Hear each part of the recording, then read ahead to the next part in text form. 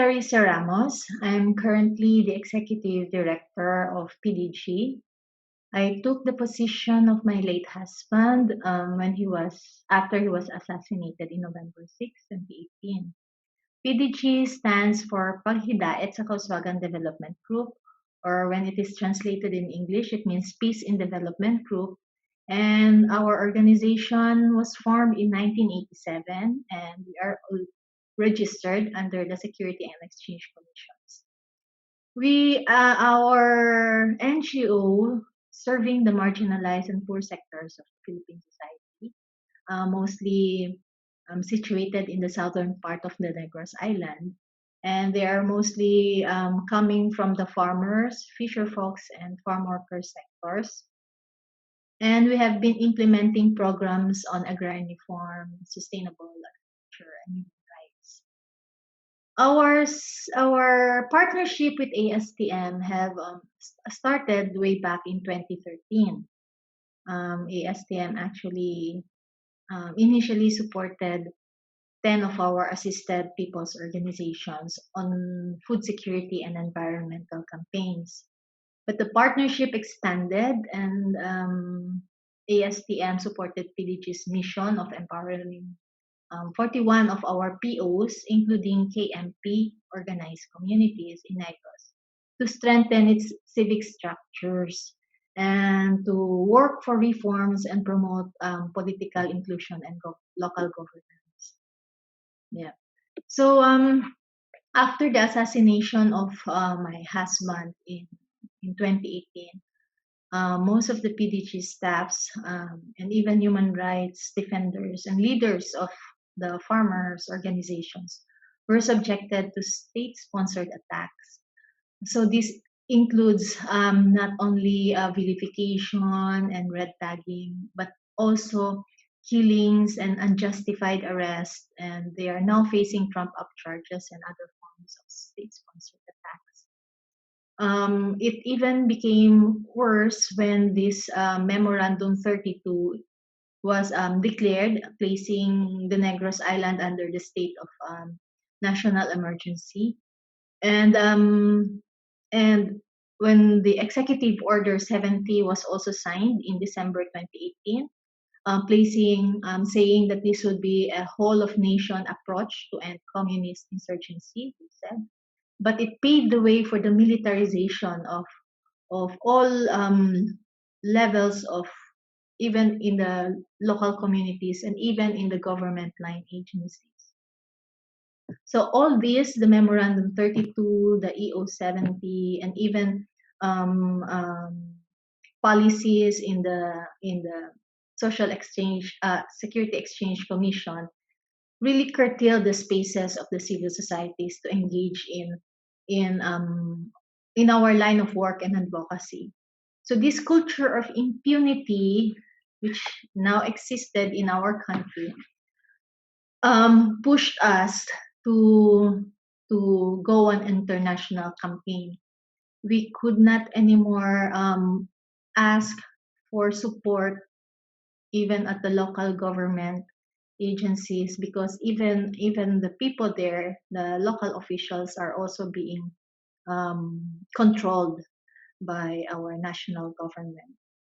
So these rising cases of human rights abuses, violations, made us push to launch for an international campaign to put more pressure to the government to adhere to the international human rights treaties and guidelines, and to break this culture of impunity.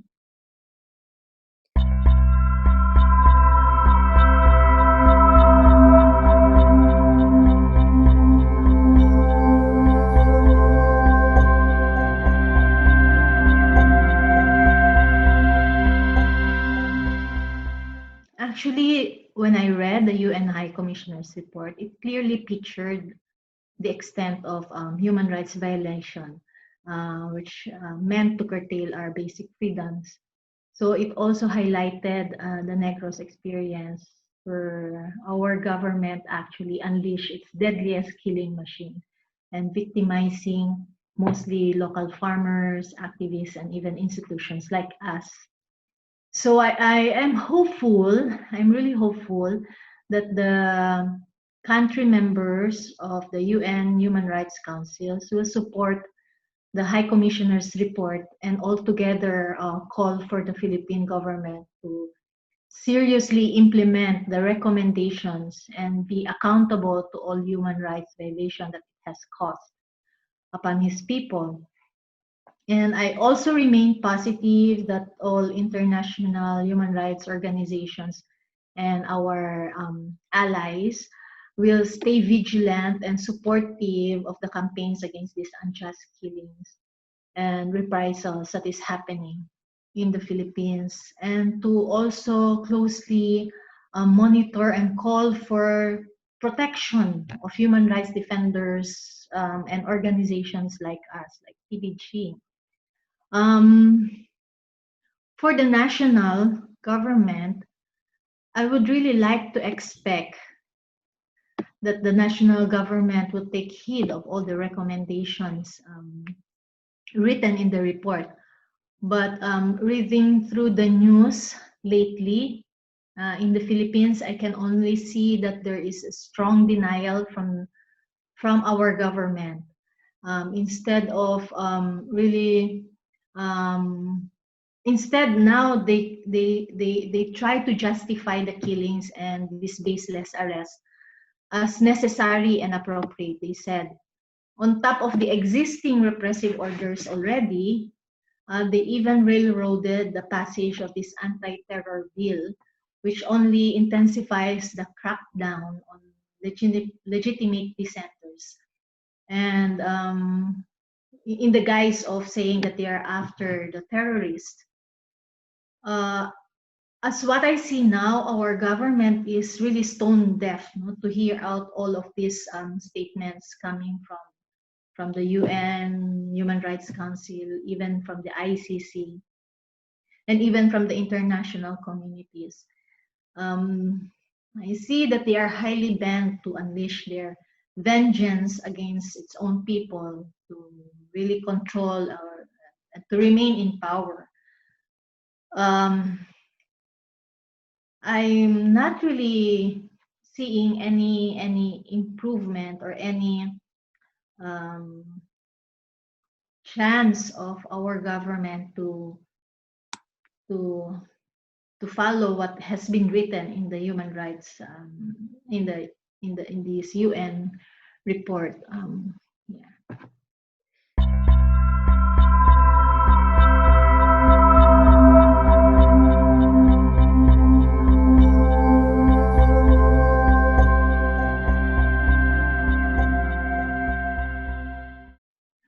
Yes, actually, even when I was in Geneva, we already PDG already really is pushing to call on our Philippine government to allow international bodies to investigate the situation and monitor the compliance with the human rights. And we really call for the government to be true to its mandate, because we have this 1987 constitution that says the government should respect the role of the independent people's organizations to enable them to pursue and protect within the democratic framework their legitimate interests and aspirations through peaceful means. We really also push for the Duterte government, or let's say the international communities to um, push that to take public actions, sanctions actually, public sanctions against the Duterte's measure, and to ensure also the safety of us, of PDG in particular.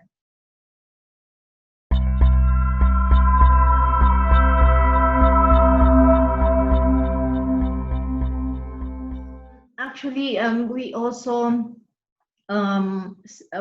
continue to call on the government to ensure that all domestic legislations recognizing and protecting human rights defenders are strictly complied. And also to stop this malicious and irresponsible act of, of labeling and red tagging and harassment, which has already terrorized and endangered our staffs and the community leaders working in the field. And we also wanted to call on all actors, not only the government, but also other civil society organizations and other international community organizations to support us for really pushing for genuine peace, and to also push for to support the peace processes, because it's the only way that we can be able to resolve the root causes of this armed conflict. And we don't want our communities to be always, be on the crossfire of these conflicts in the government.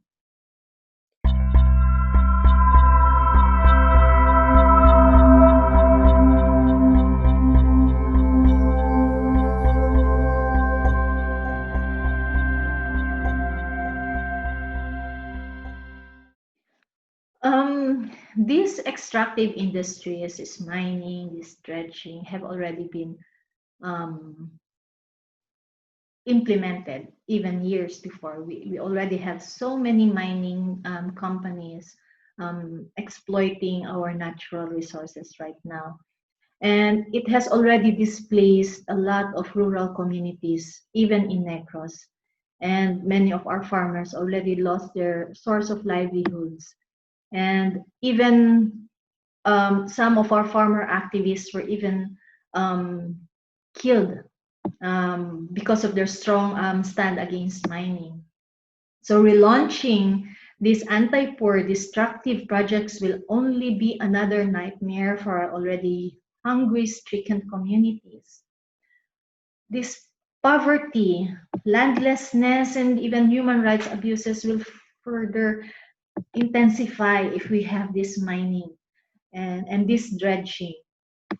In Cabancalan City alone, most of the communities who live along this river, the biggest river in Cabancalan City, are already suffering from their loss of their lands, because of siltation, and there's really no protection for the lands of these farmers who live along these river banks.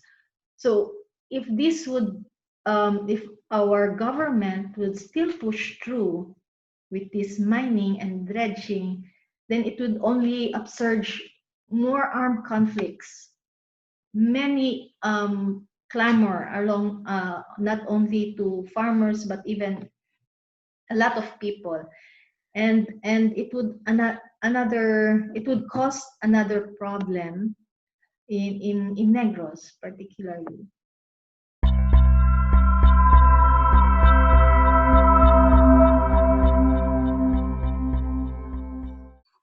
Well, in Negros, actually, our government, our government's response in this pandemic has been very harsh and repressive. The lockdown was transformed into a crackdown on individuals and organizations, airing out legitimate dissents. The lockdown was used by the military to hunt down and harass our staffs and arrest community leaders, and maliciously tagging them as NPAs or NPA supporters. So this, our organized people's organization demanding for emergency support from the local government were even delisted from the list of beneficiaries, just because they have been very vocal on their complaints. So this COVID-19 actually resulted to more economic hardships, and the freedom of expression was also curtailed, and the right to assembly was also obstructed.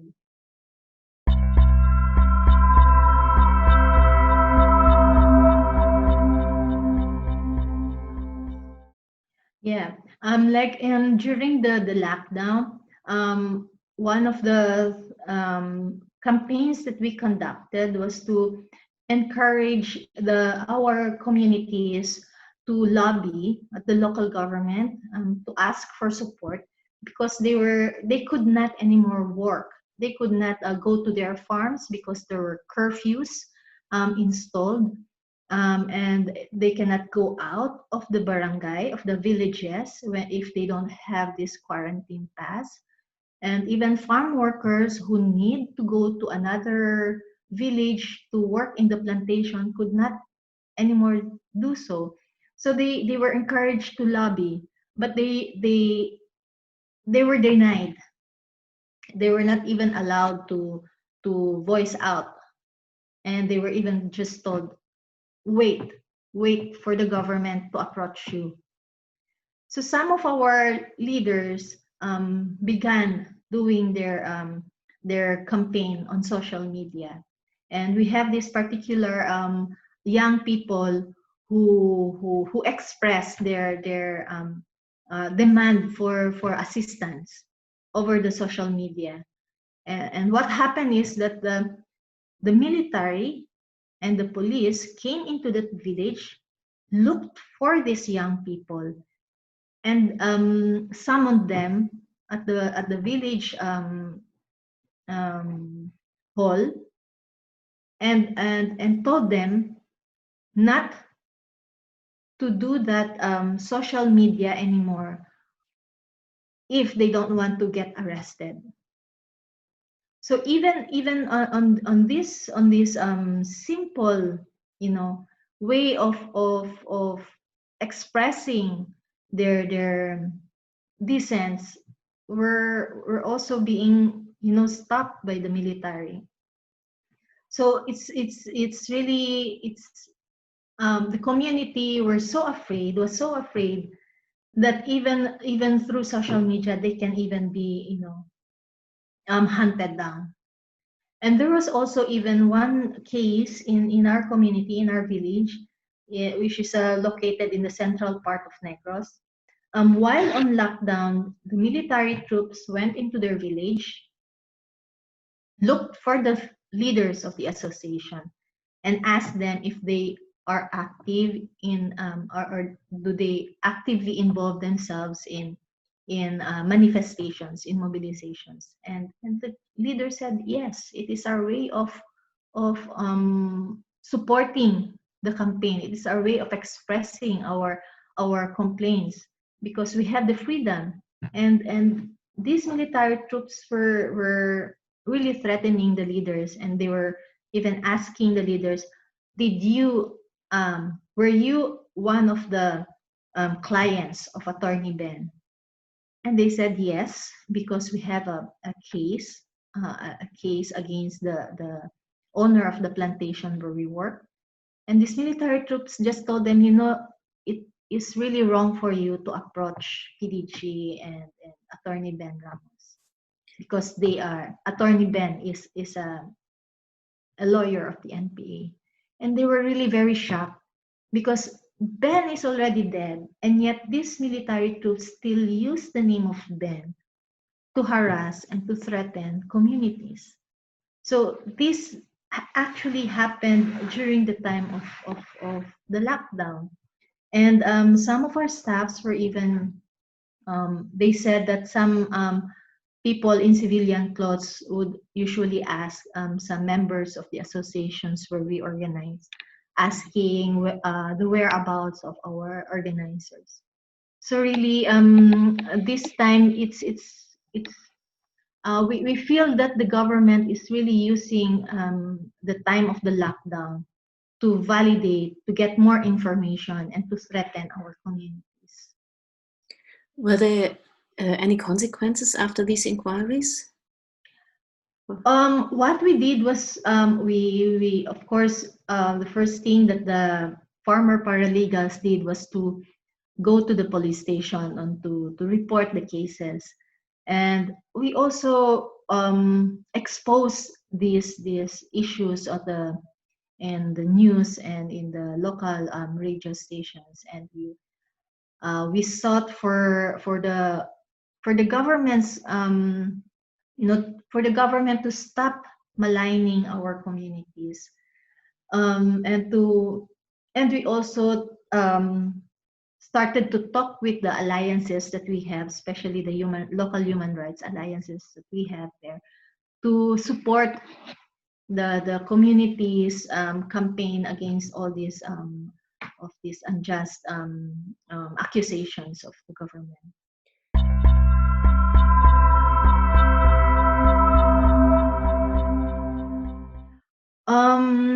I think at the long run, these problems in landlessness, this problem of the arrest and the killings, would really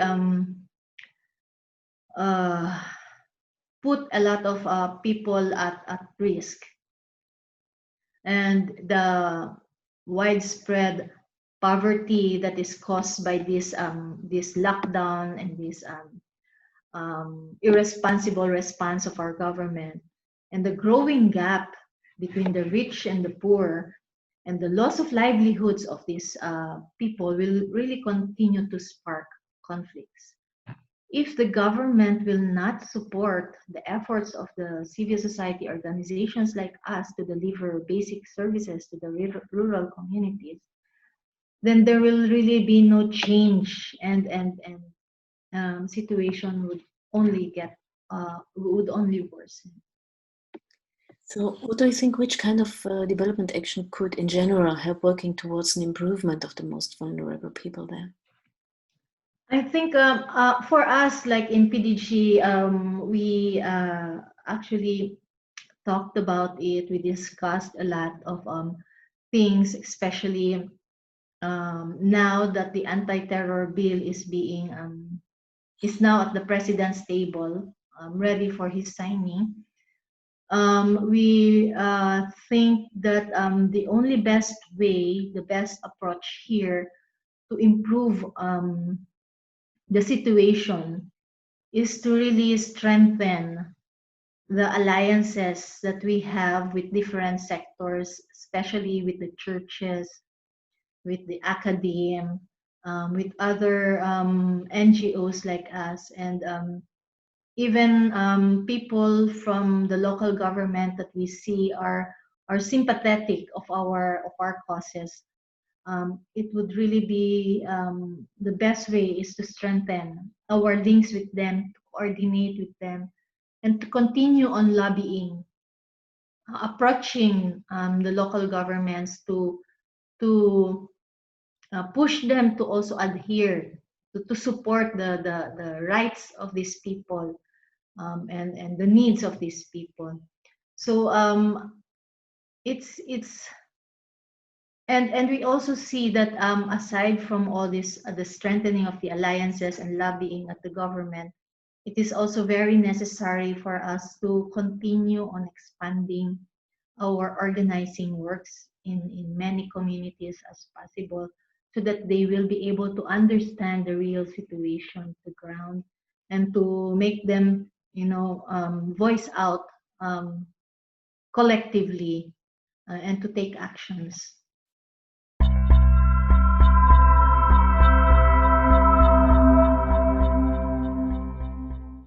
Yes, aside from the UN, the 44th sessions of the UN Human Rights Council, because they will be focusing on the Philippine situation.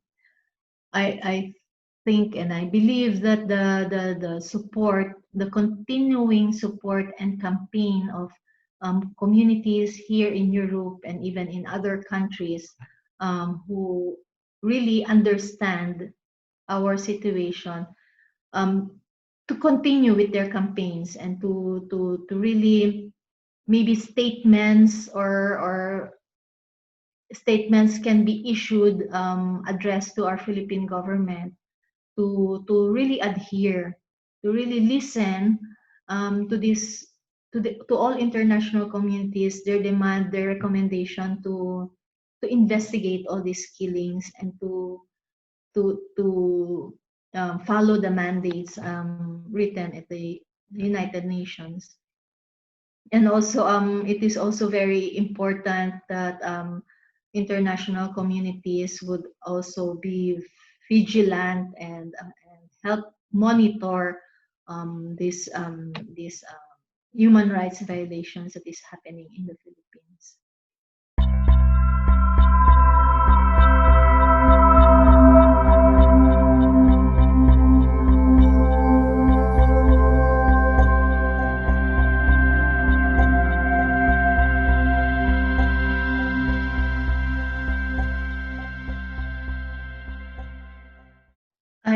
Yes, it is true. This lockdown and draconian moves of our government to silence the dissents of the people, instead of resolving the spread of the virus, has really extremely stressed out our communities.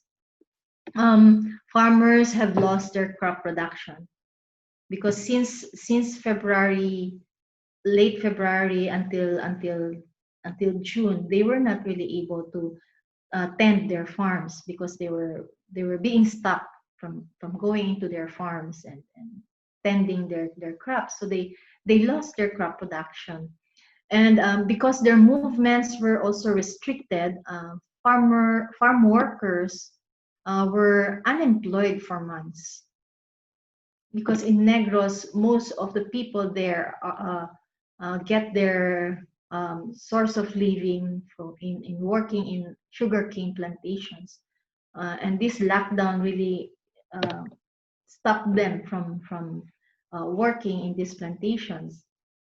And in the communities, in the coastal communities, fisher folks were also forced to confine themselves. So majority of our communities did not receive food and farm assistance, and this further engulfed them in hunger. On top of it, they were surveilled like criminals also.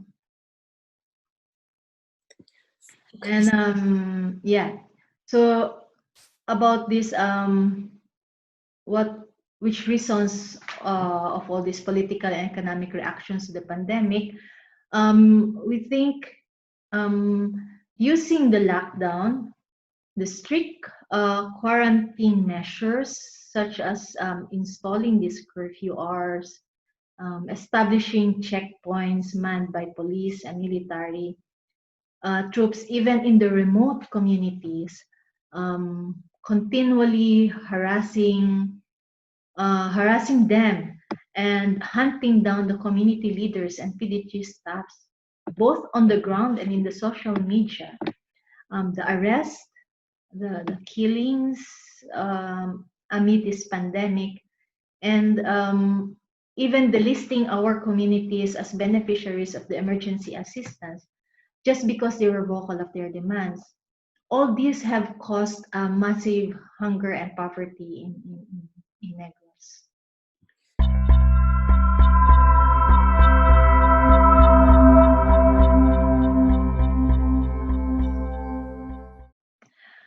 Actually, our extended stay in Europe due to this lockdown turned out to be also an opportunity for us to continue our advocacies.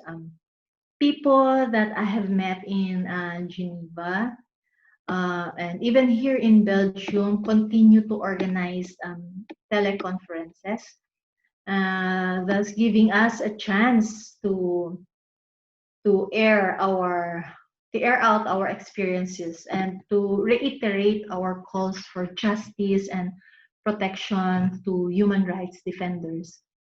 We were also able to expand our networks to several organizations, really empathizing on the peasant struggles and campaign for genuine land reform. And recently, we were able to connect with a lot of international group of lawyers who heard the story of Ben, and they have already expressed their willingness to support, even helping in the legal legal mechanisms, so that farmers and push also the government to also protect lawyers from the Philippines against all these harassments. So all this, I believe, really helped us reach out to more organizations. So our stay here was it was really an opportunity for us to meet and to talk to more organizations.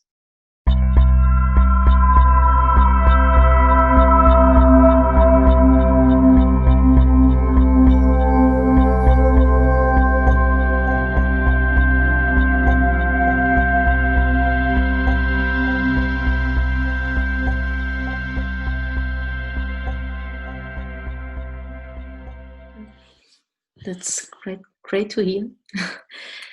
Concerning in general public communication, another Filipino partner of ASTM told us that there's still a lot of confusion ongoing about the declarations regarding quarantine. So he said, for example, there was still no mass testing as such. They don't know if there's really a decline in COVID cases as reported by the governments. And is this due to a deliberate false information policy? Or does it have other reasons? What do you think? Yes, actually, the actual number of COVID cases declared by our government does not really represent the true situation of the spread of the virus in the Philippines. Even today, more and more cases, positive cases, have been reported, and at the end of this month, probably we will reach already 40,000 cases, and deaths have already been rising. This is due to because the mass testing has been very slow and even not being done in many provinces affected across the country. Quarantine protocols shifted back and forth between having this strict enhanced community quarantine to general community quarantine, and then the cases increased again, and they had to go back again because of all these incoherent and very disorganized measures being done by our government. So one of the obvious reasons for prolonging this lockdown also, which I see from since I am here in the Philippines, but one of the obvious reasons for them to prolong this is also to give Duterte the time to fast track the anti-terror bill. So once this becomes a law, lockdown will now be shifted to martial rule, and it would immobilize groups like us to air out our sentiments, and then it would give our government full implementation or full dictatorship in the Philippines.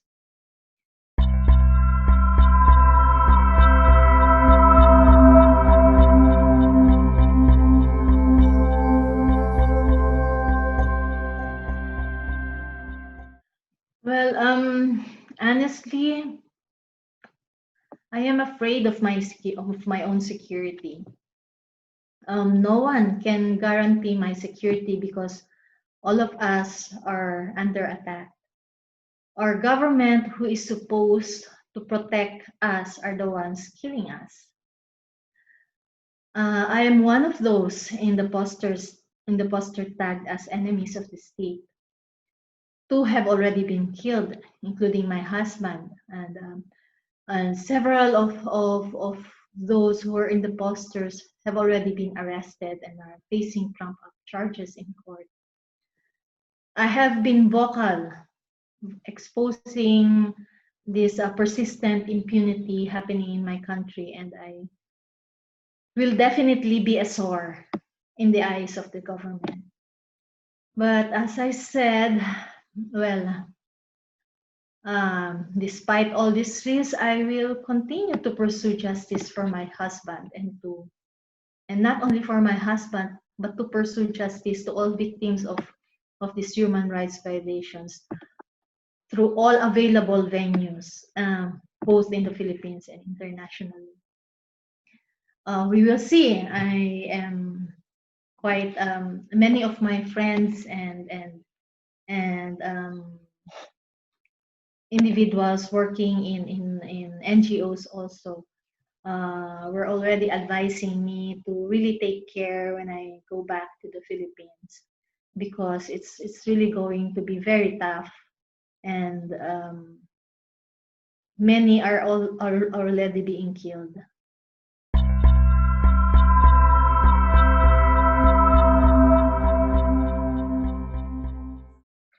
Yeah, I think one of the things that I think ASTM can really help is also because we also wanted more countries to understand and to support our campaign against these killings.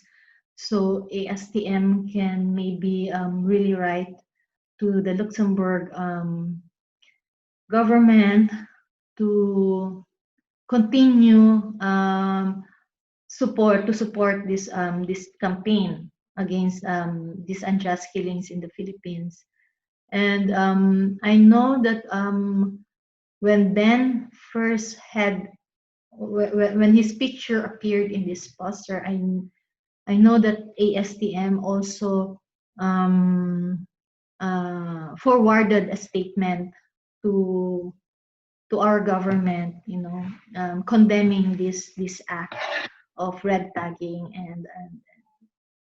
and attacks on organizations. So maybe ASTM could also be able to do the same, um, issue more statements, and convince countries, also help convince the Luxembourg ministry and other countries, if it's possible, to support our campaign against these killings.